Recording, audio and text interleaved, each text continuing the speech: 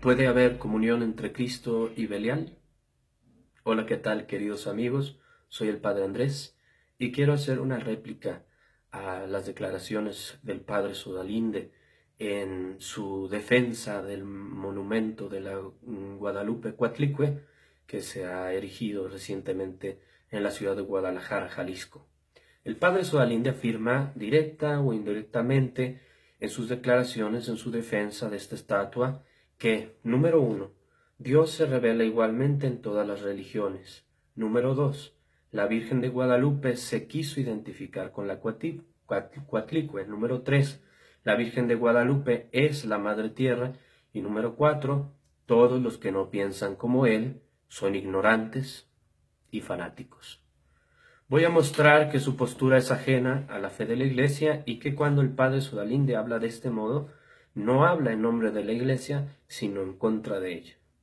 En primer lugar, la Iglesia Católica reconoce una única revelación divina, histórica y objetiva, externa y sobrenatural, que, como enseña el Concilio de Trento, está contenida en los libros escritos y en las tradiciones no escritas, que fueron recibidas por los apóstoles de la boca del mismo Cristo, o que transmitidos como de mano en mano desde los apóstoles bajo el dictado del Espíritu Santo han llegado hasta nosotros.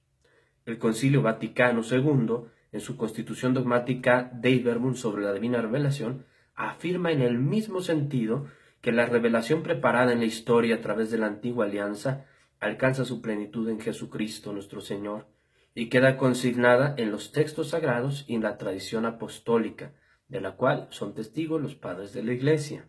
Como explica la carta a los Hebreos, de muchas y distintas maneras habló Dios a los hombres desde antiguo, a nuestros padres por medio de los profetas, y en estos últimos días nos ha hablado por medio de su Hijo.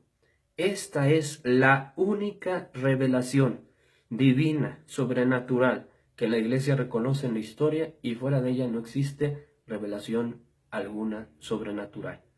La declaración Dominus Iesu de la Congregación para la Doctrina de la Fe advierte a los fieles al pueblo cristiano respecto al relativismo religioso, que pretende restarle plenitud a la revelación que culmina en Cristo y afirmar que las distintas religiones, allí también Dios se revela de igual modo, oponiéndose duramente a esta tesis. Afirma en esa declaración que las distintas religiosas pueden existir elementos buenos y verdaderos, pero sin atribuirles ni un origen divino ni una eficacia salvífica.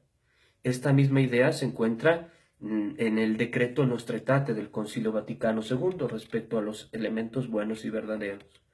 Luego, entonces, el modo en que estos elementos buenos y verdaderos se alcanzan en las religiones no cristianas no es sobrenatural y divino.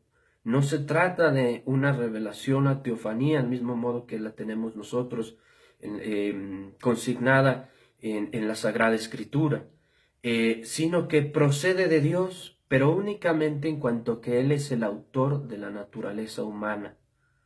En efecto, es la inteligencia creada por Dios la que es capaz de elevarse por el conocimiento de las criaturas al conocimiento de Dios, como principio de todo cuanto existe, como lo afirma la Constitución Dogmática Dei Filius del Concilio Vaticano I.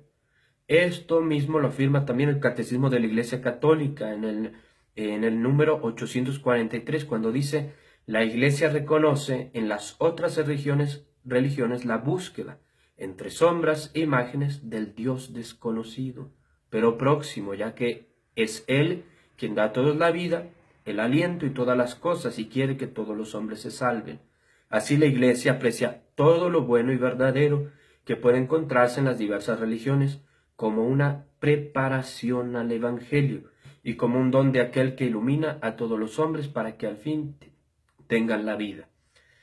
Así pues, hay que afirmar que lo que hay de verdadero y bueno en las distintas religiones no proviene de revelación sobrenatural alguna, como el padre Sodalinde parece afirmar cuando dice que Dios se manifestaba en los ídolos prehispánicos, sino de la razón, de lo que la razón puede alcanzar a afirmar de Dios, es decir, del conocimiento natural de lo divino. Es el don de Dios, la luz que nos ha dado para elevarnos al conocimiento de lo divino.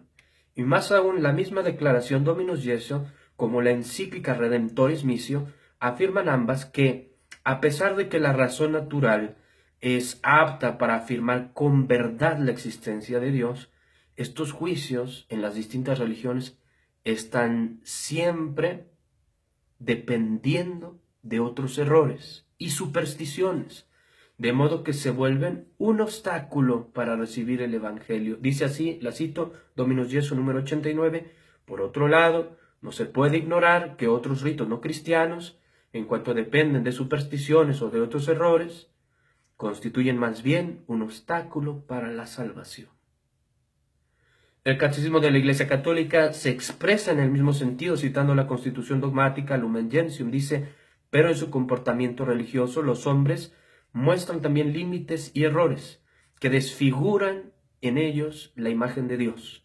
Con demasiada frecuencia los hombres, engañados por el maligno, se pusieron a razonar como personas vacías y cambiaron el Dios verdadero por un ídolo falso, sirviendo a las criaturas en vez del Creador. Otras veces, viviendo y muriendo sin Dios en este mundo, están expuestos a la desesperación más radical. Atención, dice Lumen Gentium, engañados por el maligno. Estos errores, que son obstáculo para la salvación y que desfiguran la imagen de Dios, pueden ser resumidos en uno solo, la idolatría. Ahora bien, respecto a las culturas prehispánicas, hay que decir que la idolatría que hay en ellas no invalida aquellos elementos virtuosos que son verdadera preparación del Evangelio y que indudablemente constituyen una riqueza cultural en nuestras raíces y que los amamos. Sin embargo, desde el punto de vista de la fe de la Iglesia, no se puede hacer un juicio teológico adecuado negando el hecho mismo de la idolatría que existía en estas culturas. Es inadecuado, al contrario, es un dato imprescindible, incluso esencial, para comprender la naturaleza verdadera del acontecimiento guadalupano y su alcance en la historia de la salvación para nuestras tierras.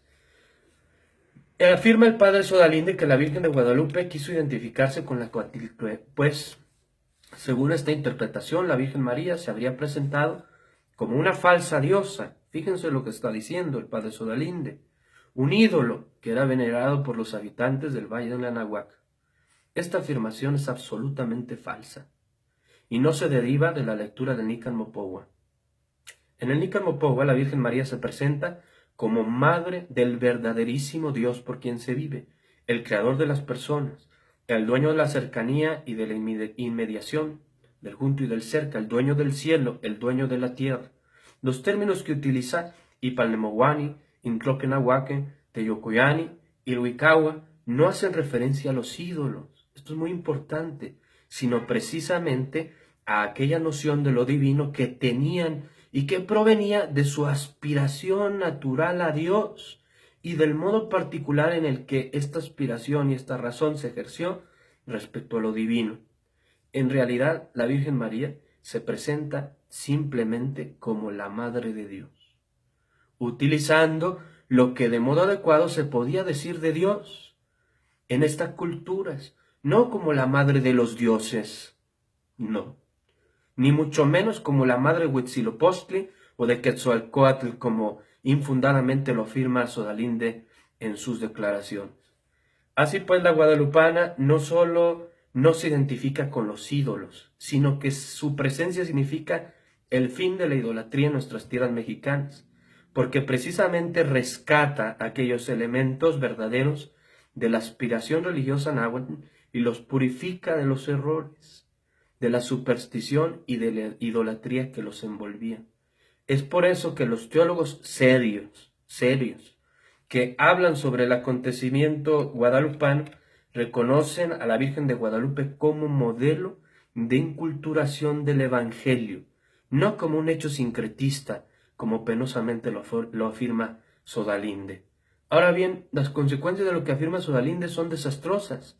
Si él afirma que Guadalupe se identifica con Coatlicue, entonces se pone en una afirmación idolátrica muy grave. En este sentido, pues las reacciones que ha habido en contra de la escultura sincrética no solo son legítimas, sino son manifestaciones de una buena fe y de una piedad sincera del pueblo de Dios, el pueblo de Dios, a quien Sodalinde descalifica de ignorante. La idolatría está gravemente condenada en la palabra de Dios. No admite ninguna armonía con nuestra fe y con el culto de adoración que rendimos al único Dios vivo y verdadero, que es el Padre, que es el Hijo y que es el Espíritu Santo. Ya el apóstol San Pablo enseñaba en la segunda carta a los Corintios que no puede haber armonía entre Cristo y Belial, precisamente exhortando a los creyentes no solo a abandonar a los ídolos, sino a no participar en los actos cultuales que se dirigen a ellos, entre los que se incluye la construcción de las imágenes. Utilizando estas mismas palabras, no solo mostramos que la postura de Sodalinde es equivocada, sino que precisamente el contenido de la escultura es contrario a nuestra fe y es justificada la afirmación de algunos que aseguran que detrás de la cuatlicue se puede encontrar la sombra del demonio. Y no se llega a esta conclusión ni por ignorancia ni por prejuicio, como lo sostiene Sodalinde, sino a través de la Sagrada Escritura. Es el mismo apóstol San Pablo el que dice: ¿qué quiero decir entonces? ¿Que lo sacrificado a los ídolos es algo? ¿O que un ídolo es algo?